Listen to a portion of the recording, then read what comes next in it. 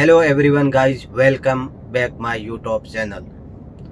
दोस्तों, आप देख रहे हैं महबूब इन्फो और मैं आपके साथ महबूब। दोस्तों, काफ़ी भाइयों का कमेंट रहता है और काफ़ी भाई जानना चाहते हैं कि कुवैत में हमारे पासपोर्ट में कितनी उम्र हो जाती है तब हम वीज़ा अप्लाई कर सकते हैं। तो उन भाइयों को मैं बताना चाहूँगा कि आपका जो पासपोर्ट है ना, आपके पासपोर्ट के भीतर 21 यानी 21 साल अगर आपके पासपोर्ट में कंप्लीट हो जाते हैं तो आप वीज़ा अप्लाई कर सकते हो। आप किसी भी कंट्री के हो, शायद आप बांग्लादेश के हो और शायद आप नेपाल के हो, शायद इंडिया के हो, शायद पाकिस्तान के हो या अदरवाइज किसी भी कंट्री के हो, आपका पासपोर्ट के अंदर 21 साल उम्र हो जाती है तो आप वीज़ा अप्लाई कर सकते हैं। ये तो हो गया नंबर 1 पे। दूसरा दोस्तों होता है, काफ़ी भाई कहते हैं कि अगर हमारे पासपोर्ट में 5 दिन कम है तो क्या हम वीज़ा अप्लाई कर सकते हैं। दोस्तों, वीज़ा आपके अगर पासपोर्ट में 5 दिन कम है ना, तो आप जिसी भी भाई को डॉक्यूमेंट दोगे ना अपने वीज़ा निकालने के लिए, यहाँ कुवैत गवर्नमेंट के पास आता ही हो, 1 दिन भी कम है ना तब भी आपका वीज़ा नहीं निकलेगा। 5 दिन बहुत दूर की बात है, 1 दिन भी अगर कम है 21 साल के अंदर या 21 ईयर आपका अगर नहीं हुआ है पासपोर्ट में, 1 दिन भी कम है तो आपका वीज़ा यहाँ से इशू नहीं होगा। ये हो गया। बहुत सारे भाई जानना चाहते हैं कि हम कितना साल तक कुवैत में काम कर सकते हैं या गल्फ कंट्री में कितना साल तक काम कर सकते हैं, कितना लिमिट एज है कि वहाँ से बाद हम काम नहीं कर सकते, हमें अपना कंट्री आना पड़ेगा, वो कंट्री छोड़ना पड़ेगा। दोस्तों, एक मजदूर या वर्कर है ना, जिस भी कंट्री में जाता है ना, उनके लिए बहुत इम्पोर्टेंट होता है, क्योंकि 21 की एज से स्टार्ट है और लास्ट मैं कहूँ कि 65 एज वालों तक की काम कर सकते हो। उसके बाद में वो काम यहाँ नहीं कर सकता। यानी 21 से 65 कितनी एज हुई आप अंदाज़ा लगाइए, 45 साल, 44 ईयर। यानी 44 ईयर अगर कोई भी व्यक्ति यहाँ आके गल्फ कंट्री में काम करता है ना, उसके बाद उसको अपनी कंट्री जाना होगा और उसको कुछ भी नहीं मिलेगा। अगर वो लेबर वर्कर है ना, कुछ भी नहीं मिलेगा। जो जिन उसकी सैलरी तय हुई है वो मिलेगी, या कोई भी उसका कपिल या किसी भी कंपनी में कर रहा है, मालिक अच्छा है तो वो पैसे थोड़े बढ़ा के दे सकता है, बाकी कुछ नहीं। यानी जब जवान होता है, जब अपनी कंट्री छोड़ के वो दूसरी कंट्री में आता है काम करने, और जब वो बुढ़ापा आ जाता है तो वही कंट्री इनको बोलती है कि अब तुम्हारी ज़रूरत नहीं रही। ये एक गलत है, लेकिन क्या कर सकते हैं। यहाँ पे दोस्तों ड्राइवर वाला है ना, वो 70 साल तक काम कर सकता है, उसके बाद में वो भी नहीं यहाँ काम कर सकता है। 70 साल तक ड्राइवरिंग का काम वो कर सकता है। और बहुत सारे भाई ये भी जानना चाहते हैं कि हम वीज़ा कहाँ से अप्लाई करें। तो दोस्तों, वीज़ा अप्लाई करने का 3-4 तरीका है। आप किसी एजेंट के तरीके से भी कर सकते हो, आप किसी जानने वाले के तरीके से भी कर सकते हो। आपका वीज़ा नॉर्मली अप्लाई हो जाएगा। लेकिन सबसे बड़ी बात होती है दोस्तों, कई बार मैं वीडियो में जिक्र कर चुका हूँ कि यहाँ आके आपको काम करना होता है। बहुत सारे भाई होते हैं कि वहाँ से आ जाते हैं और यहाँ आके उनको थोड़ा काम का प्रेशर होता है, या जहाँ से जिस जगह से वो आ रहे हैं उनको कभी भी फैमिली वालों ने प्रेशर नहीं किया कि ये काम करो, ये आपको करना होगा, तो वो व्यक्ति यहाँ आ जाता है ना, तो उनके लिए यहाँ पे काम करना इतना आसान नहीं होता है। क्योंकि मैं बहुत सारे दोस्तों अपने यहाँ पे जो काम करते हैं वर्करों से मिल चुका हूँ, और बहुत सारे वर्कर ऑन कैमरा पे कुछ बोलना नहीं चाहता है, लेकिन ऑफ कैमरा जब भी हो जाता है ना, तो 10 आदमी यही बोलता है कि भाई अपनी कंट्री छोड़ के हमने बहुत बड़ी गलती की है। और जो नए लोग आ रहे हैं ना, जो कि 21 साल एज पूछ रहे हैं कि कितना एज से हम 21 साल होने के बाद में क्या हम वीज़ा अप्लाई कर सकते हैं। 21 ईयर आपके पासपोर्ट में कंप्लेंट होते हैं, आप वीज़ा अप्लाई करके यहाँ आते हो ना, आपके लिए दोस्तों बहुत बड़ा ये सफ़र होता है, क्योंकि आप वहाँ एक कंट्री नहीं छोड़ते हो अपनी, आप सब चीज़ें छोड़ते हो। जो कि सबसे पहले आपके पास वीज़ा आता है, तब आप खुशी मनाते हो कि हमारे पास वीज़ा आ गया, हम अभी गल्फ कंट्री चले जाएंगे।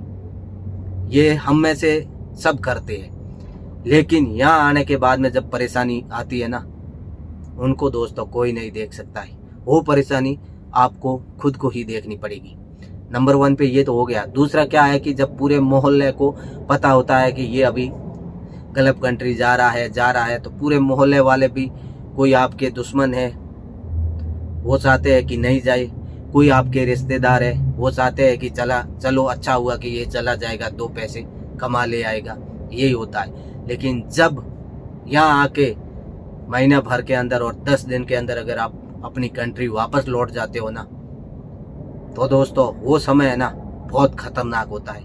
क्योंकि एक तो परिवार वालों से सामना करना, दूसरा जो मोहल्ले में और आसपास के लोग हैं उनका सामना करना इतना इजी किसी भी व्यक्ति के लिए नहीं होता है। तो इसलिए गल्फ कंट्री में आप वीज़ा अप्लाई करने से पहले 1 नहीं 10 बार सोचिए कि मुझे जाना चाहिए या यहीं बेहतर है मैं अपनी कंट्री में ही खुश हूँ। क्योंकि जब आप अपनी कंट्री छोड़ोगे ना दोस्तों, आप खुशी भूल जाओ, आपको यहाँ गम ही मिलेगा, उसके अलावा आपको कुछ नहीं मिल सकता है। क्योंकि बहुत सारे भाई हैं जो परेशान है, यहाँ पे आ गए हैं, किसी को 70,000 लगा के आए हैं, कोई लाख रुपए लगा के आए हैं, किसी कंपनी के थ्रू आए हैं, किसी कोई अपने दोस्त यार के थ्रू आए हैं। लेकिन सब के सब यहाँ बहुत सारे लोग परेशान रहते हैं और वो उनकी एक ही डिमांड रहती है कि हम इंडिया कैसे जाएं और एम्बेसी की तरीके से हम कैसे जा सकते हैं। तो वो भी थोड़ा जिक्र कर ले ताकि उन लोगों के लिए आसान हो जाए। आपको कुछ भी नहीं करना है माय डियर ब्रदर, आपको अपने मोबाइल में गूगल, जो कि मैं थोड़ा आपको दिखा देता हूँ, ये आप गूगल ओपन कीजिए। थोड़ा मेरा कैमरे का लाइट है, आप गूगल ओपन कीजिए और गूगल पे लिखिए इंडियन एम्बेसी, या आप पाकिस्तान एम्बेसी के है तो लिखिए Pakistan embassy, Nepal embassy, Bangladesh embassy. वहाँ से सर्च कीजिए और आपका लोकेशन आ जाएगा, वहाँ के कॉन्टैक्ट नंबर आ जाएगा, एम्बेसी के सारी की सारी लिस्ट आ जाएगी। अगर आप जिस भी कंट्री के हैं ना, वो एम्बेसी के वहाँ से नंबर सेव कर लीजिए। उसके बाद में दोस्तों क्या करना है, अगर व्हाट्सएप की सुविधा आपको मिल जाती है तो आप व्हाट्सएप के जरिए कॉल करें। अगर आपको व्हाट्सएप की सुविधा नहीं मिलती है तो आप ये तय कीजिए कि कितना किलोमीटर है, उतना किलोमीटर आप तय करके वहाँ जाइए, अपने मालिक को, अपने कपिल को बिना बताए। वहाँ से शायद एक दिन छुट्टी भी ले लीजिए, वहाँ जाके आप पूरी चीज़ वहाँ से समझ के और उसके बाद में ये तय कीजिए कि मुझे जिस जगह मैं काम कर रहा हूँ छोड़ना चाहिए या नहीं छोड़ना चाहिए। क्योंकि 15 से 20 दिन आपके काम में यहाँ लग जाता है एम्बेसी के थ्रू, और उन दिनों में आपका रहने का बंदोबस्त आपको खुद करना पड़ेगा, खाने का बंदोबस्त, ये सारी चीज़ें आपको खुद करना पड़ेगा। और कई बार ऐसा होता है कि टिकट भी आपको खुद निकालना पड़ेगा, कोई कपिल आपको टिकट दे या कोई नहीं दे, ये भी एक चीज़ रियल है। तो दोस्तों मेरा जो भी टारगेट था और जो भी मैसेज था आप तक सिर्फ इतना ही था कि जो भी भाई गल्फ कंट्री में आना चाह रहे हैं ना, जो 21 साल की उम्र होने का इंतज़ार कर रहे हैं, तो सोच और समझ के वीज़ा अप्लाई करें। क्योंकि आना कोई बड़ी बात नहीं है, कोई भी इंसान कहीं भी पहुंच जाता है, लेकिन सबसे बड़ी बात होती है दोस्तों यहाँ आके काम करना। वो इतना इजी नहीं होता है, क्योंकि अगर 1 साल भी करोगे ना तो 165 दिन 365 दिन होगा, 365 दिन का सामना करना इतना आसान नहीं होता है। अगर 2 साल का हो जाए तो 365 प्लस कर लीजिए।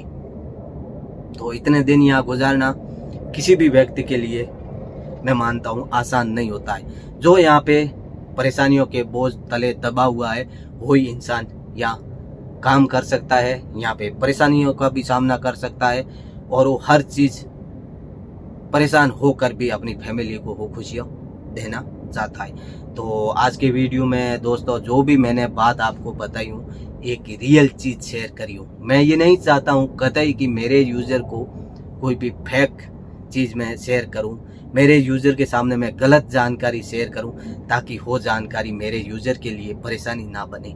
मेरा एक ही टारगेट रहता है, जो भी आपको इन्फॉर्म दूं, एक रियल इन्फॉर्म दूं, क्योंकि रियल इन्फॉर्म देने से हो सकता है कि आप थोड़ी देर के लिए मेरे से नाराज़ हो सकते हो, लेकिन आपकी लाइफ है ना, और आप कोई परेशानी में कभी नहीं जाओगे। ये अपने महबूब भाई का वादा है। तो दोस्तों, आज के वीडियो में इतना ही। अगर वीडियो पसंद आए तो लाइक, शेयर और सब्सक्राइब करना ना भूले। अगर ना पसंद आए तो दोस्तों कोशिश करेंगे कि आने वाला वीडियो आपको पसंद आए। आई होप दोस्तों, मुझे उम्मीद है कि ये वीडियो आपको पसंद आएगा। लव यू दोस्तों।